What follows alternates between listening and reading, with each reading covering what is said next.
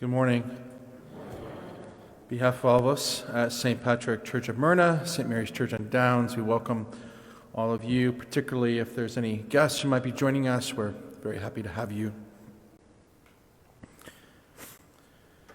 One of the greatest gifts that God gives to each of us, it's actually specific to each person, and in His love for us, He gives us this gift, and yet I think often we can live our lives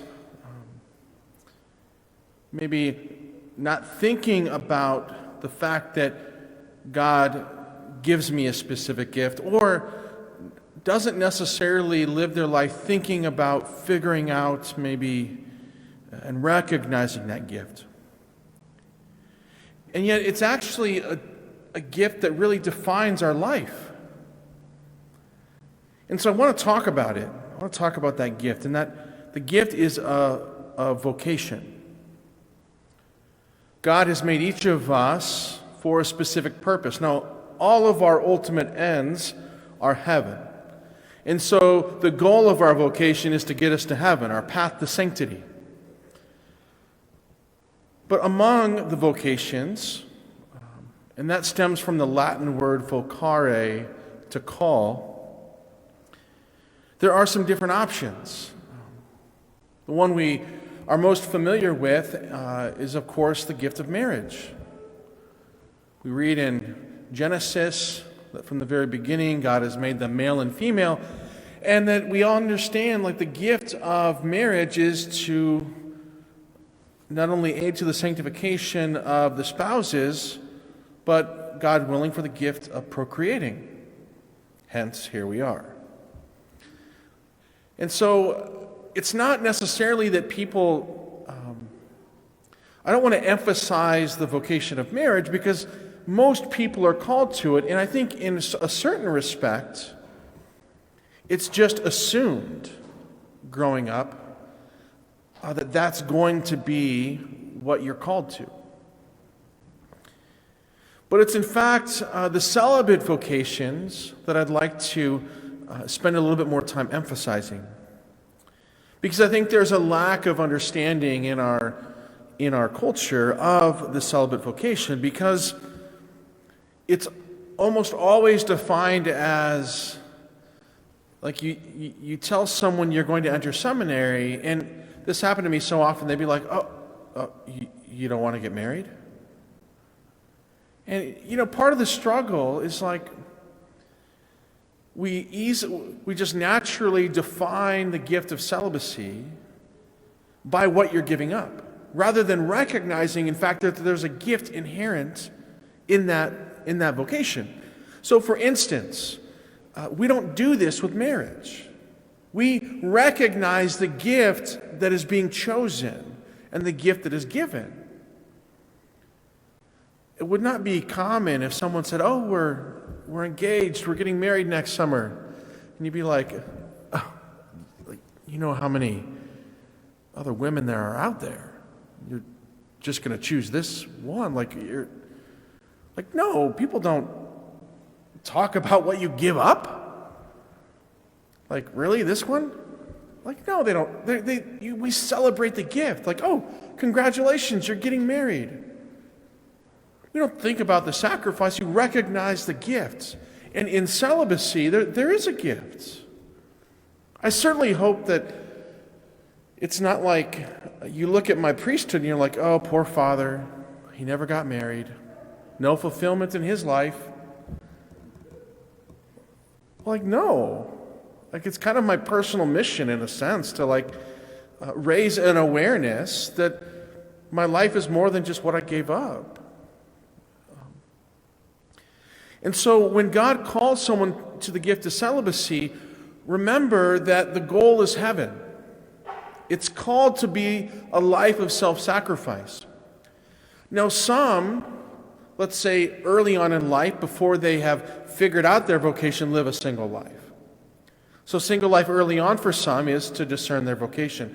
Sometimes later in life, a spouse dies and they're living a single vocation. doesn't mean that they no longer have a calling. It doesn't mean that there's not purpose in their life. Or for some, they live a single vocation their entire life. They don't get married. But we shouldn't look at them like, oh, well, it just didn't work out, huh? No, not necessarily. God called them to a single vocation. Or following a divorce too, that's another situation. Someone might be called to live a single life. It's still a path to holiness. It's one where they could be more generous in serving the church and serving their family in ways. It's all of it, remember, the goal is heaven. And to make a gift of ourselves to another. To our family, to God, to our parish, to our community. So even somebody who lives a single life their whole life, it's not like one should think bachelor or bachelorette their whole life, going on vacations every weekend and really living it up. No, we're called to holiness and to sacrifice ourselves, continually give of ourselves. So moving on from the single life, of course, we have priesthood and religious life. And I want to spend a little bit more time on this. Because again, I think we don't, as a society, maybe have a good working knowledge or understanding of these vocations. When someone is living a priesthood or a religious life, there is spousalship. My spouse is Holy Mother Church. In a very real sense, one way to look at that would be just Holy Mother Church, the church. But there's a very practical part of my spousalship, which is my parishes. And that I'm called right now, to give myself to you. To live a life for you, serving you. And in this life is profound depth, meaning, fulfillment. In fact, often, I guess one aspect of the vocation, let me just say, it's a path to holiness, but it also makes us happy. It fulfills us. It's why God made us. Parents often say, what do you want for your kids? I want them, almost always parents are I want them to be happy. Well, then you want this vocation. And so when it comes to the priestly vocation, it's what fulfills you. And so when it comes to part of what my life is, and a big part of a priest's life is the sacraments. To be able to act in the person of Jesus. Father Bullock, in his just dry sense of humor, but also wanting to emphasize the great meaning and the gift of performing the sacraments. One of his common lines, he would say, how was your day, I would ask him. And then his response, common response, well, I did take ordinary bread and wine and turned it into the body and blood of God. Absolutely. We're able to reconcile people in the sacrament of reconciliation. We're there when people are sick, before surgeries, when they're dying. We stand before them, witness their vows. We baptize their children. This is not a life of lack of depth or meaning or intimacy or loneliness. That's not it at all. It's a gift. And for our women called to live a religious life, they are, to a certain extent, Jesus is you know what? I don't want to share you with anyone. I want you to be my bride. They have spousalship too. They are brides of Christ. Have you ever asked yourself, why do religious sisters wear habits? It's to identify who they are. They are brides of Jesus. They wear their wedding garment every day. Some of you who have daughters who are married, hopefully you really like your son-in-law. But those who have a child who's a nun, I don't know, they got a pretty good son-in-law too. The best son-in-law ever. Yeah, it's Jesus. No big deal. God chose my daughter to have my daughter be a spouse to him. And it's interesting because it's not as if right now God is not calling people to these vocations. I would say by and large, our culture, there's a shortage of vocations. Well, it's not because God's not calling. It's because we as a parish, as a church, as a society, don't have a culture for vocations. And partly that's my desire. I mean, not partly, it is. It's my desire for us at this parish to have an awareness of like, I'm not just going to simply ask my kid what he wants to do when he grows up. I'm going to want to pray with my kid, talk to my kids about the vocations and that God has made them for a purpose. And He has in mind a specific vocation. And really, whatever that vocation is, I know it's going to make my kid happy, so that's what I want for them. It's interesting because, when it comes to the celibate vocations, sometimes the kids growing up, sometimes they say, I want to be a priest. And sometimes that's God really putting it on their heart, and that will be the case. But sometimes, people think of it when they're older in life. I was 21 when I first thought of it. And just because someone thinks of it doesn't mean that's necessarily what they're called to do. It's not as if God has spoken and you know for sure. I think it's important for us to have a knowledge, or when someone enters a convent even, they feel called to be a spouse of Jesus, well then they're discerning that. They're figuring that out.